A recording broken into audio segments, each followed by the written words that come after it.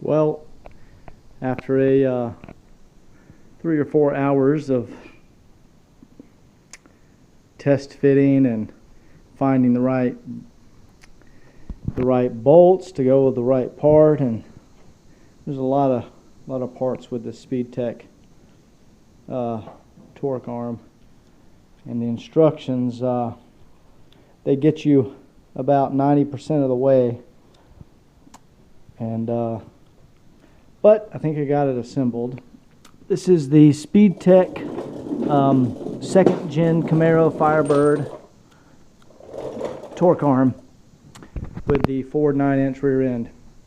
You can see on the front there's this interesting bushing design.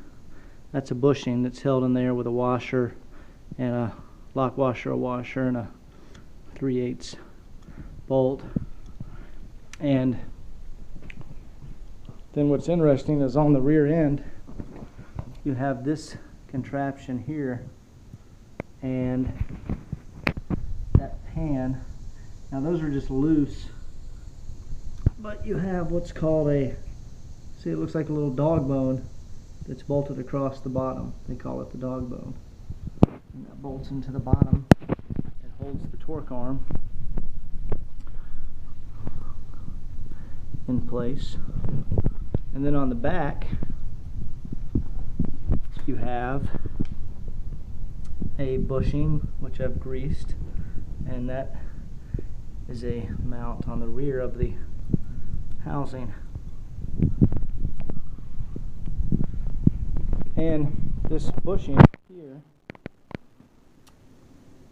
on the front, I think they called it a torpedo bushing. I can't remember what they called that.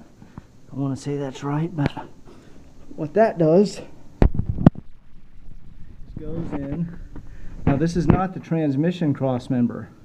The transmission crossmember is bolted up closer to the engine. This is on the back of the frame, and it's the torque arm crossmember, and you can see how it wraps and tucks up around the existing structure, which is a nice design. And here we go. This is where that funny looking bushing goes into. You can see that is in line with the transmission tunnel. So the torque arm will run up from the rear end up through here and plug into there. And there's some solid body bushings for this mount. So I went ahead and assembled it outside of the car, or next to the car. And on the rear end you have these brackets here. There's one on each side, and this is where the trailer arms or control arms.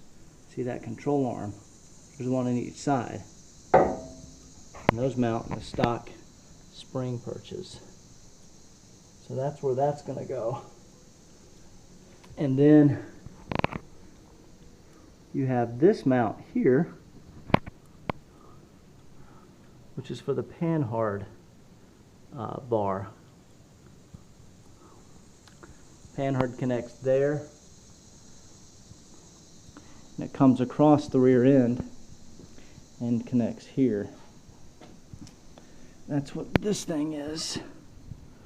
So if you can imagine,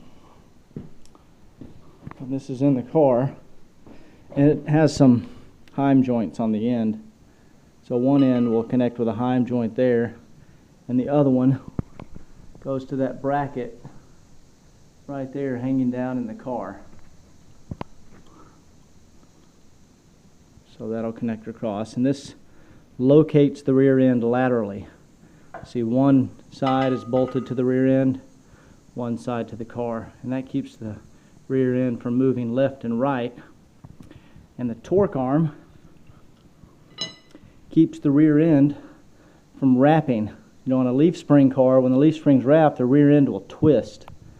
Well, when it tries to twist here, it pushes forward, and the torque arm tries to move up, but it can't. because it's in the cross member in there, so it keeps it from twisting and controls how the rear end squats and twists. So man, this thing looks really great on paper and on pre-assembly. So we'll just see how it performs in the car. As far as the brakes, this was in a different video maybe, but there's the Ron Sutton Race Technology mounting bracket that mounts to the Ford 9-inch by Speedway Engineering. And this is some heavy duty stuff. All those are aircraft grade 8 bolts and washers.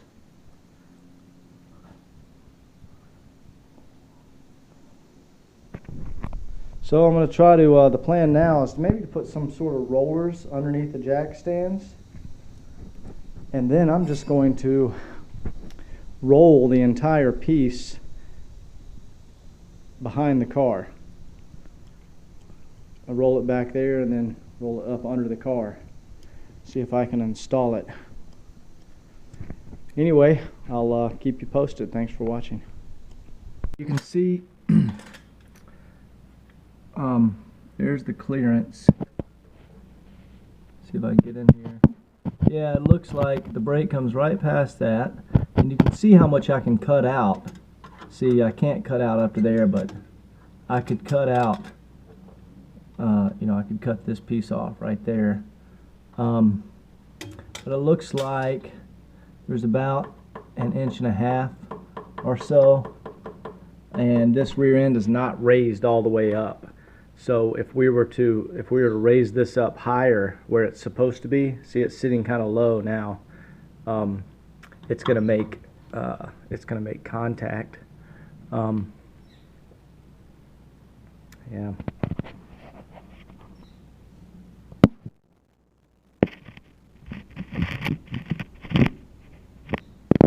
And let me see if I can get the other side.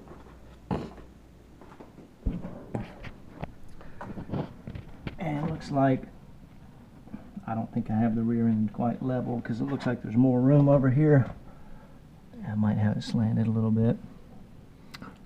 But yeah, so there's a good,